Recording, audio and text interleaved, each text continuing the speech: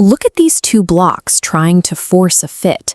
For decades, a dominant social narrative has suggested that humans are incomplete puzzle pieces, constantly searching for a matching brick to finally feel whole.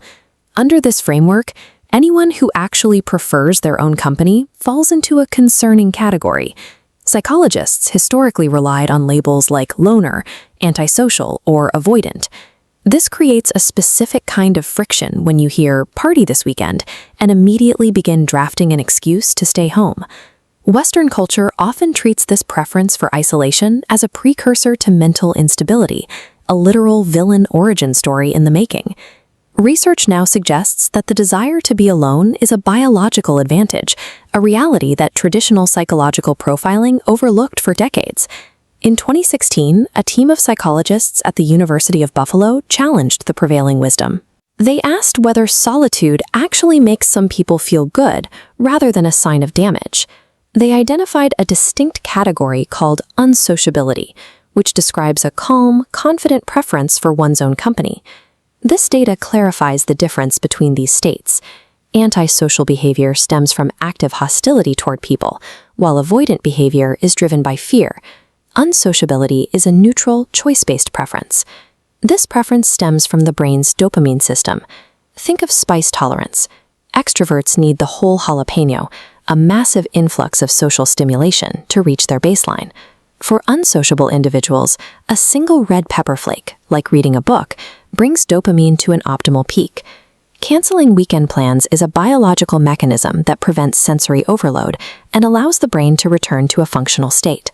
While the dopamine system rests, the prefrontal cortex shows heightened activity during periods of isolation.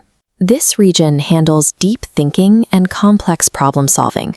When you are alone, your brain is actively processing an introspection party of creativity and self-reflection. Legendary thinkers often required this neurological state to formulate their greatest ideas.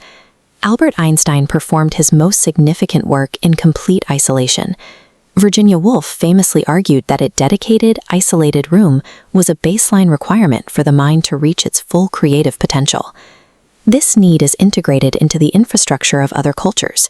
In Japan, the concept of hitori, or alone time, is celebrated. Look at these partitioned booths in a ramen shop. They normalize solo existence in public, removing the social friction often felt in the West. This acceptance extends to solo karaoke booths. By providing a catered space for being alone, the culture treats isolation as a standard social activity. By providing space to operate without external noise, these environments transform isolation into a functional engine for deep thought and creative breakthroughs.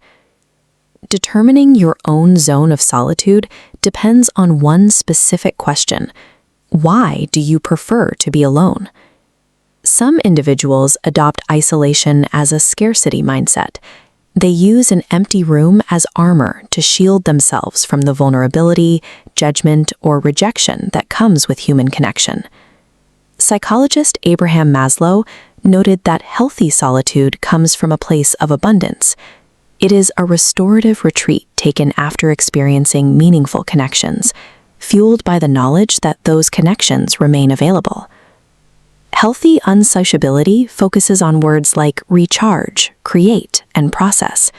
In contrast, unhealthy avoidance is marked by a desire to feel safer or to find a less painful alternative to being with others. Running toward yourself has a surprising effect on your social health. Dr. Bella DePaulo's research at UC Santa Barbara highlights how solitude changes the nature of community. Single people who embrace healthy solitude often sustain stronger, more diverse connections with friends, family, and their community than those in committed couples.